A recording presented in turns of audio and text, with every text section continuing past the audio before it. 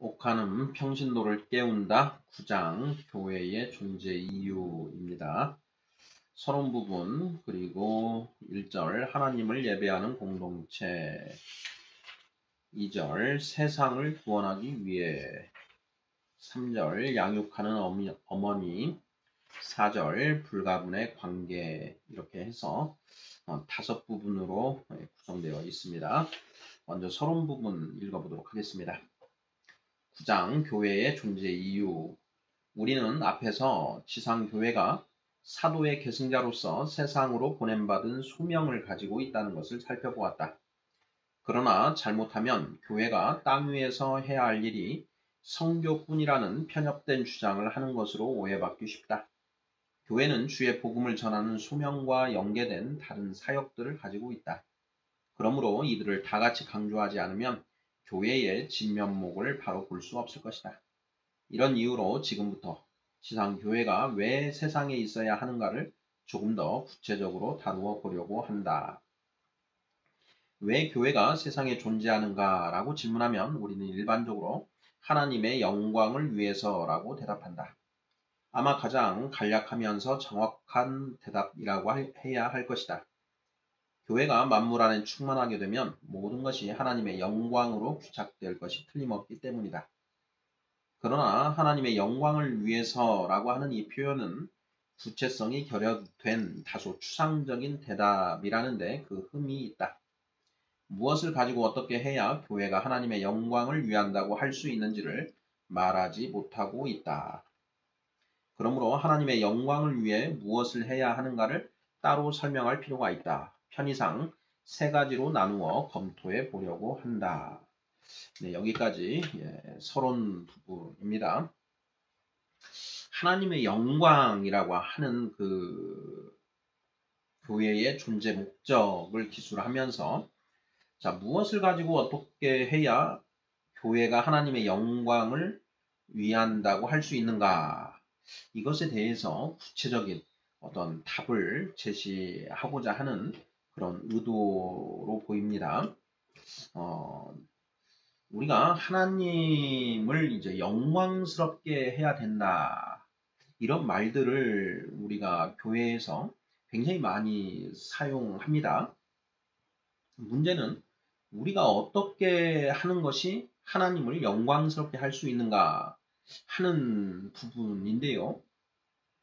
우리 성도님들께서는 우리가 어떻게 하는 것이 하나님을 영광스럽게 해드리는 것이다 라고 생각하시는지요?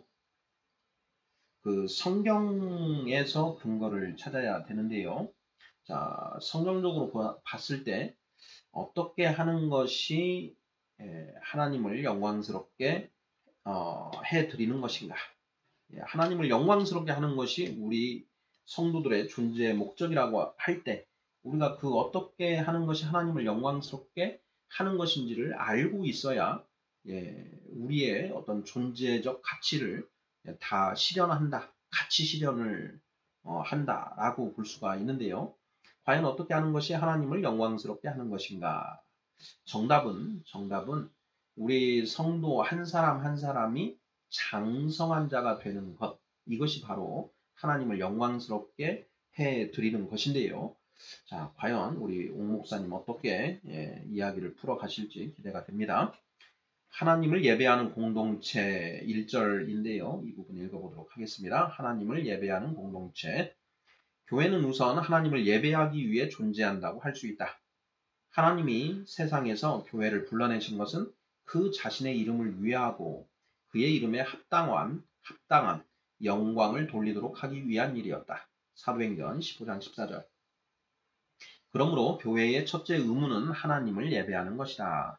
하나님의 백성이 가장 먼저 배워야 할 일은 자기들을 성별하신 하나님께 경배하는 것이며 그들이 가장 먼저 초대받은 영광의 자리는 하나님을 예배하는 거룩한 존전이다. 이 예배의 성격은 그것이 전 인격적인 제사라는 데 특징이 있다.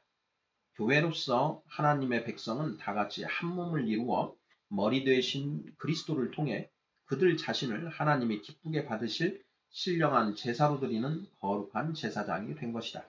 로마서 12장 1절, 베드로전서 2장 5절. 무엇보다 교회의 예배는 하나님의 인격에 근거를 둔다. 우리는 그가 누구인지 먼저 알고 그에게 합당한 예배를 드려야 한다. 시편 29편 2절, 계시록 4장 8절. 그리고 하나님이 교회를 위해 행하신 사역, 즉 창조와 구속의 근거를 둔 예배라야 한다. 하늘 보좌의 장로들은 하나님의 창조하신 일을 가지고 영광과 존귀와 능력을 그에게 돌리고 있다. 천사들은 죽임을 당한 어린 양에게 예배하고 있다. 하나님이 우리를 영원한 죽음에서 건져 주신 구속의 은혜가 예배의 근거가 된다는 것은 초대교회의 예배가 항상 떡을 떼는 성만찬을 통해 그리스도의 영적 임재를 감사하였던 까닭을 설명해주고 있다. 칼빈과 루터도 이와 같은 예배의 성육신적 성격을 교회가 유지할 것을 원하였다. 그들 종교 개혁자들은 하나님께서 말씀과 성례의 수단을 통해 그의 아들의 이름으로 경배를 받으시기를 기뻐하신다고 믿었던 것이다. 그러나 우리가 예배를 논할 때 한 가지 짚고 넘어가야 할 질문이 있다. 그 형식이 어떠해야 예배라고 할 수 있는가 하는 것이다.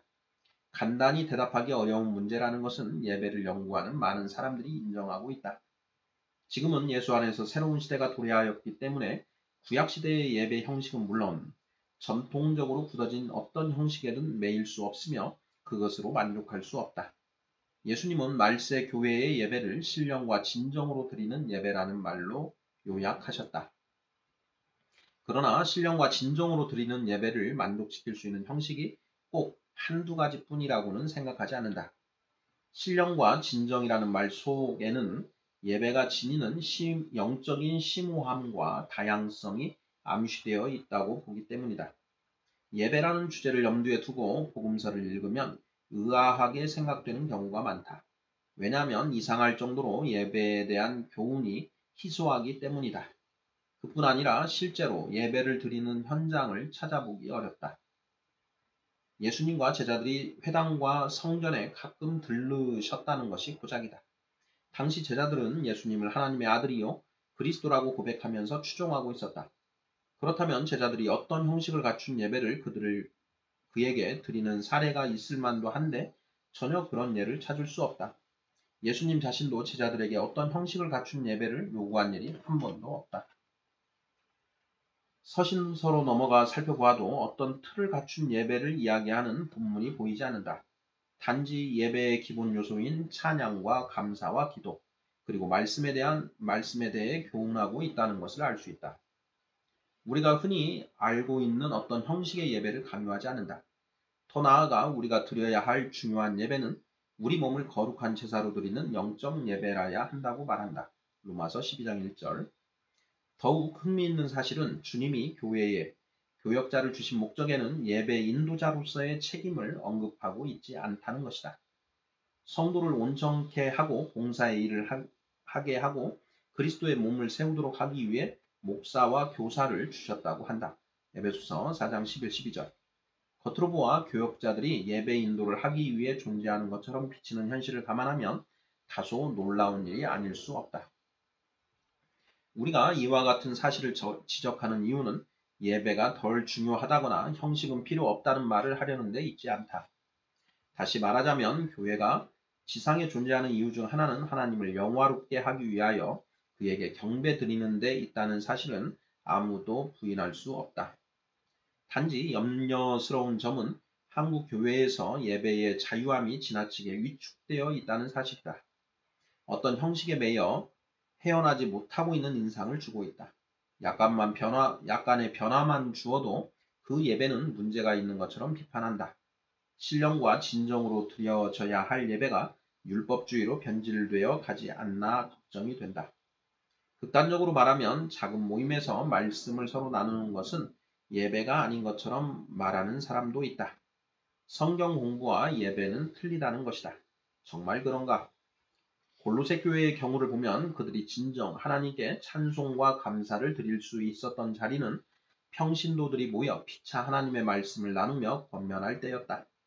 그들에게 예배가 따로 있고 말씀을 함께 나누는 것이 따로 있는 것은 아니었다. 물론 주일에 모여 성만찬을 함께 나누며 드린 공식적인 예배가 있었던 것은 사실이다. 그러나 어떤 한 가지 형식을 예배로 고집한 것 같지 않다. 골로새서 3장 16, 17절. 그러므로 예배에서 수직적인 차원과 수평적인 차원 사이를 이간시키는 일이 일어나지 않아야 한다. 곁에 있는 평신도를 가르치고 세우는 것과 위에 계신 하나님을 예배하는 것은 동전의 서로 다른 면에 지나지 않는다. 평신도를 그리스도의 제자로 만드는 것 자체가 하나님께 예배하는 것이다. 그러므로 예배 따로, 말씀 공부 따로의 생각은 예배를 어떤 형식의 굴레에 묶어 놓는 일이나 다름없다고 해야 할 것이다. 또 한 가지 지적하고 싶은 것이 있다. 우리의 목회가 지나칠 정도로 예배 일변도로 흐르고 있다는 사실이다. 목회자는 주일 예배를 준비하고 인도하기 위해 있는 사람처럼 보인다.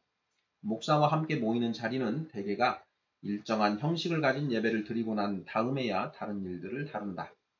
신방도 예배가 목적이 되어 있다. 정기 예배 출석만 잘하면 아주 믿음이 좋은 사람으로 인정받는다. 그래서 나 예배 드렸어 하면 신앙생활의 모든 요건을 다 충족한 것처럼 평신도들은 생각한다. 이런 현상이 왜 문제가 되는가? 예배 일변도의 목회가 평신도를 잠들게 하고 무력하게 만드는데 음성적으로 큰 역할을 하고 있기 때문이다. 목회자가 평신도의 가장 중요한 역할을 예배 시간에 나와 앉아 있어 주는 것으로 보기 때문에 결석하지 않는 한 누구나 건강한 신앙인으로 속단해 버린다.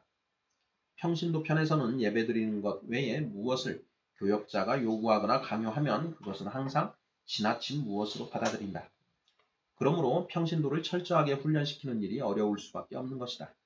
이런 상황이 오래 지속될 때 어찌 평신도가 깨어있는 교회가 될 수 있겠는가? 참 예배자는 가만히 있는데 생기는 것이 아니다. 만들어지는 것이다. 평신도를 철저하게 훈련해서 그리스도의 제자로 만든다는 말은 참 예배자를 창조한다는 것을 의미한다. 예배 일변도의 목회는 참 예배자를 창조하는 수고를 방해한다. 경우에 따라서는 그렇게 할 필요가 없는 것처럼 위선을 하게 만든다. 네, 여기까지인데요. 자, 하나님을 예배한다라는 것이 무엇인가에 관해서 참 귀한 말씀을 쓰고 계십니다. 가장 중요한 것은 가장 핵심 포인트는 108페이지 평신도를 그리스도의 제자로 만드는 것 자체가 하나님께 예배하는 것이다 라고 하는 이 문장이요. 네, 저는 이 문장에 100% 동의합니다. 교회 공동체의 목적은 거듭난 성도들을 청년을 거쳐서 장성한 자로 만드는 것이다. 인데요. 자, 참 예배자는 가만히 있는데 생기는 것이 아니라 만들어지는 것이다. 평신도를 철저하게 훈련해서 그리스도의 제자로 만든다는 말은 참 예배자를 창조한다는 것을 의미한다라는 이 기술요. 아주 바람직한 기술이고 근거는 히브리서 5장 14절을 들 수 있겠습니다. 히브리서 5장 14절 단단한 음식은 장성한 자의 것이니 그들은 지각을 사용함으로 연단을 받아 선악을 분별하는 자들이니라. 이렇게 되어 있지요. 히브리서 5장 14절 바로 장성한 자. 그들은 지각을 사용하는데 연단을 받아 훈련을 받아 선악을 분별한다. 하나님의 말씀을 온전히 이해해서 옳고 그름을 분별할 수 있는 사람으로 만드는 것, 그것이 교회의 그 궁극의 존재 목적이고 그것이 곧 하나님을 예배하는 것이다. 너무나 잘된 기술이라는 생각이 듭니다. 2절 보겠습니다. 세상을 구원하기 위해 다음으로 교회는 세상을 구원하기 위해 존재한다. 교회는 그리스도의 증인으로 부름을 받아 다시 세상으로 보냄을 받은 성도의 모임이다. 땅끝까지 복음을 전하는 것은 세상을 위해 교회가 해야 할 가장 중요한 의무다. 교역자나 평신도를 막론하고 전 교회가 이 일을 위해 부름을 받았다. 교회의 지체로서 교회 안에 있는 자는 누구나 그 일을 수행할 은사를 가지고 있다. 여기에는 한 사람도 예외가 없다. 평신도가 부름 받은 가장 큰 봉사 사역은 복음을 전하는 전도, 즉 그리스도의 증인이 되는 것이다. 이 점에 대해서는 이미 사도성을 논하면서 충분히 다루었다.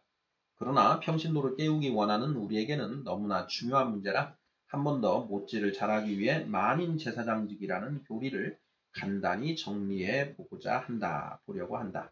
믿는 자는 누구나 다 왕 같은 제사장이다. 베드로전서 2장 9절. 제사장은 적어도 4가지의 영광스러운 특권을 가지고 있다. 첫째는 하나님께 직접 나아가는 특권이다. 자신의 희생적 죽음을 통해 그리스도는 완전한 중보의 사역을 완성하시고 하나님의 지성소로 향하는 휘장을 열어놓으셨다. 그 결과 믿음으로 누구나 은혜의 보좌 앞으로 직접 나갈 수 있게 되었다. 따라서 예수 그리스도 외에 인간 중보자를 전혀 필요로 하지 않는다. 둘째는 영적 제사를 드리는 특권이다. 새 언약 안에 들어온 신자는 모두 다 하나님께 거룩한 산 제사를 드릴 책임을 지고 있는 자들이다. 베드로전서 2장 5절. 성경에는 신자가 하나님께 드릴 다양한 제사의 종류를 이야기하고 있다. 복음의 증거, 찬미와 형제를 위한 봉사, 순교의 제물, 성도들의 기도 등이 다 신령한 제사라고 하였다. 이 제사의 특징은 제사를 드리는 자가 제물로 자기 자신을 드린다는 데 있다. 그리고 이것은 교회 안에서 드리는 예배만이 아니라 일상생활 현장에서 계속되는 삶 전체를 다 포함하는 것이다. 여기에는 성과 속의 구별을 남겨놓지 않고 있다. 셋째는 말씀을 증거하는 특권이다.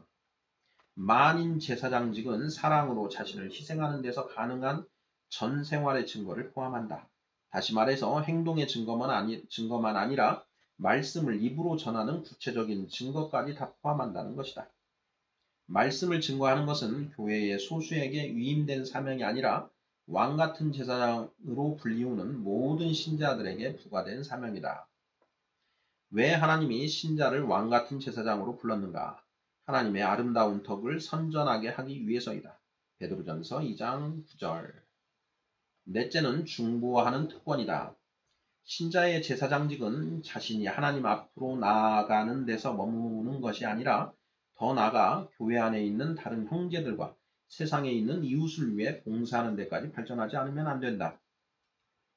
제사장직은 하나님과 신자 사이에서 형성되는 수직적인 관계만이 아니라 영적 제사를 통해 다른 형제들을 위해 자신을 헌신하고 기도해주는 수평적 기능까지 다 포함하는 것이다. 신자는 누구나 믿음으로 하나님께 자유롭게 나아가 다른 형제들을 위해 간구할 수 있는 세상의 제사장이다.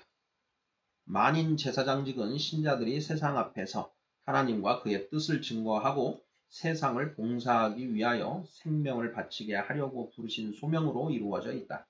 이 제사장직을 만들고 그것으로 신자들끼리의 교제를 창조하신 분이 하나님이시다. 그들은 각자가 다른 사람들을 위해 하나님 앞에 나아가는 자임을 알고 있다. 각 사람마다 다른 형제들을 책임지고 있는 것이다. 그들은 다른 형제들의 고통과 고난을 같이 나누며 그들의 죄짐을 같이 지며 매사에 같이 동거하기 위해 부름을 받은 사람이다. 만인 제사장직이란 신자마다 자신을 위해 살지 않고 하나님 앞에서 다른 사람들을 위해 살며 그 대신 자기는 다른 형제들의 도움을 받아가며 사는 성도의 교제를 말한다. 우리가 만인 제사장직의 특권들을 검토하면서 다시 한번 확신할 수 있는 것은 평신도가 예외 없이 세상을 위해 무거운 책임을 지고 있다는 사실이다. 하나님 앞에 왜 직접 나가야 하는가? 세상을 위해 중보하기 위해서다. 왜 복음을 전해야 하는가? 그것이 하나님께서 향기롭게 받으시는 영적 제사가 되기 때문이다. 교회의 교직 제도가 급속도로 발전함에 따라 제사장이라는 말을 교역자에게만 적용하는 경향이 심해지고 평신도들은 그 말에 대해 매력을 잃어버리고 있는 현실을 앞에 두고 있다. 현대 교회는 만인 제사장직의 근본 정신을 다시 한번 회복해야 할 절실한 문제를 안고 있다고 생각한다. 평신도가 자기 본연의 위치에서 그 역할을 다하는 사도적인 교회가 되기 위해서는 소수의 사람이 아닌 전 교회가 하나님께 직접 나아가 제사드리며 복음을 증거하며 이웃에게 봉사하는 에클레시아의 공동체가 되지 않으면 안 될 것이다. 제사장이라는 영광스러운 명칭을 교직에 부름받은 소수에게만 돌리는 것은 하나님의 말씀이 절대 용납하지 않는 탈선이라는 사실을 명심해 두도록 하자. 로마 카톨릭의 비성경적인 제사장직 교리를 오른손으로 밀어내고 왼손으로는 슬그머니 받아들이는 모순을 더 이상 방임해서는 안 될 것이다. 네, 굉장히 동의할 수 있는 그런 내용입니다. 교회는 세상을 구원하기 위해 존재한다. 그리고 모든 성도 한 사람 한 사람은 다 왕 같은 제사장이다. 하면서 그 제사장의 4가지 특권에 대해 기술하고 있습니다. 자, 성령 받은 우리 성도들은 자, 선지자이면서 제사장이면서 왕입니다. 왕. 예수 그리스도를 그 큰 왕으로 섬기고 있는 한 사람 한 사람의 왕이다. 그래서 성령 받은 사람은 3가지 직분을 모두 가지고 있는 것이죠. 제사장으로서의 직분, 선지자로서의 직분, 왕으로서의 직분인데요. 자, 여기에서 옥 목사님은 제사장으로서의 4가지 특권에 대해서 기술하고 계십니다. 그 중에 이제 3번째가 이제 말씀을 증거하는 특권에 대해서 이야기하고 있는데요.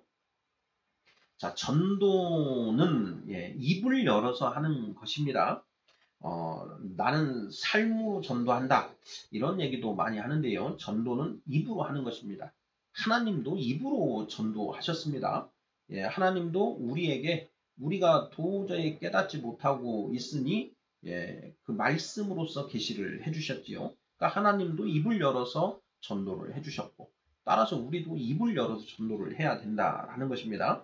그런데 어떤 내용을 전도하는가가 이제 중요한 것인데요.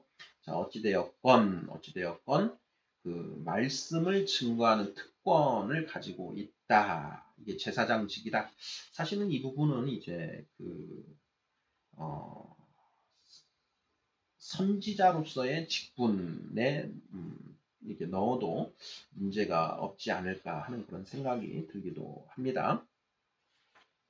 그리고 이제 세상을 위해 무거운 책임을 지고 있다라고 하는 이 부분요. 이 부분은 어떻게 보면 왕의 직분하고 관련이 됩니다. 우리는 다 분봉왕이다. 한 사람 한 사람이 분봉왕, 하나님이 우리에게 그 책임지라고 주신 그 한 고을 한 고을을 을에 대해서 무거운 책임을 지고 있다라는 것이죠. 3절입니다. 양육하는 어머니 부분 읽어보도록 하겠습니다. 마지막으로 교회는 성도를 양육하고 훈련하기 위해서 존재한다. 네. 이 부분이 사실 굉장히 중요합니다. 이게 교회의 존재 목적 1번인데요. 자, 이 점은 칼빈에게 있어서 그의 교회론의 중심을 이루고 있다. 그는 교회의 필요성을 무지와 나태가 빚을 수 있는 인간 속성의 결점을 보완하기 위해 하나님이 주신 것으로 보았다. 교회의 품에 있는 하나님의 자녀들이 성숙한 신앙인으로서 장성한 신앙인으로서 그 신앙이 목표에 이를 때까지 교회는 어머니의 배려를 베풀지 아니하면 안 된다. 그러므로 신자는 그의 연약함 때문에 교회라는 공동체를 평생 떠날 수 없는 것이다. 예수님은 세상을 떠나시면서 자신이 분부한 말씀을 순종하는 데까지 가르치라고 명령하셨다. 그래야 제자가 만들어질 수 있다고 하셨다. 중요합니다.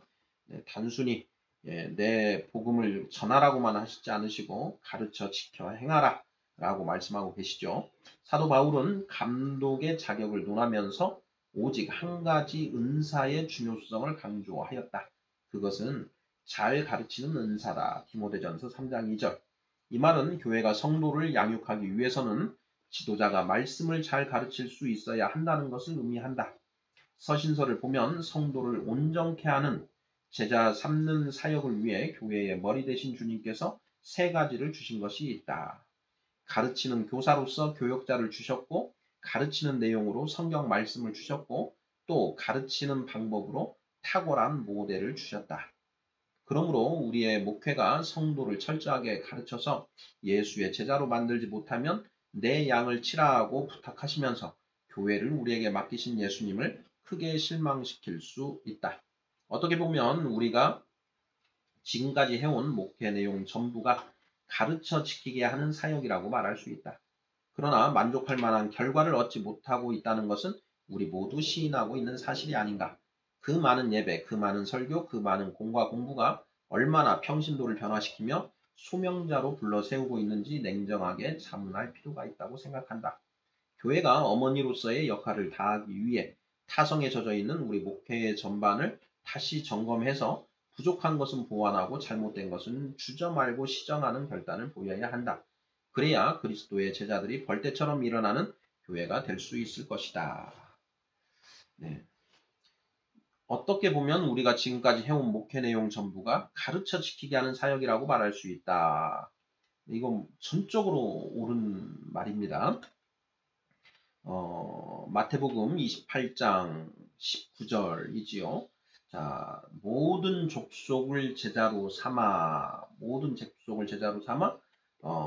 아버지와 아들과 성령의 이름으로 세례를 베풀고 내가 너희에게 가르친 것을 그들에게 가르쳐 지켜 행하게 하라까지 가야 되는 것이죠. 예. 바로 그것이 사도성을 가진 교회가 해야 될 사역이다. 자, 그런데 이걸 왜 못하고 있는가? 가장 기본적으로는 교역자들이 스스로 장성한 자가 아닙니다. 장성한 자가 아닌 어린아이가 장성한 자를 만들어내는 것은 사실상 불가능한 일이죠. 교역자들이 스스로 장성한 자가 되어 있어야 되는데 오늘날 교회의 교역자들은 신학교를 졸업하고 일정한 코스를 밟아서 그 과정을 이수하면 어떤 직책들을 주는 그런 형태로 되어 있기 때문에 그들이 스스로 장성한 자 되어 있지 못하는 그런 상태에서 어떻게 장성한 자를 만들어낼 수 있겠는가? 저는 이 부분이 문제라고 생각합니다. 자, 불가분의 관계 마지막 4절입니다. 지금까지 우리는 교회의 존재 이유를 세 가지로 나누어 살펴보았다. 한 가지 명심해야 할 것은 이 세 가지가 각자 따로 놀 수 있는 독립적인 것이 아니라는 사실이다. 서로가 밀접하게 연관이 되어 있어서 그 중에 하나라도 잘못되면 전부가 재구시를 할 수 없게 된다. 그러므로 예배와 전도와 훈련 가운데 어느 하나라도 소홀하게 다룰 수가 없다. 우리가 목회를 하면서 이 세 가지를 균형 있게 다룰 때 여기서 하나님의 영광이라는 최고의 목적을 기대할 수 있는 것이다.